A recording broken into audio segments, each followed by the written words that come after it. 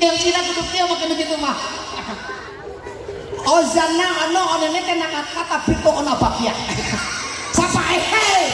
emang aing orang konoha sih teh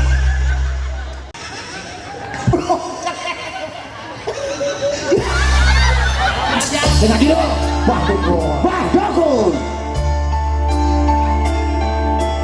si bapak dukun ada mbak dukun sedang obatin pasiennya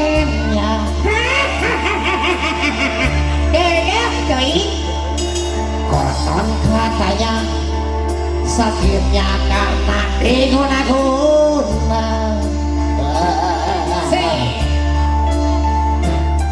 sambil lama kami turut badukun baca mantra dengan segala air putih lalu pasien disemur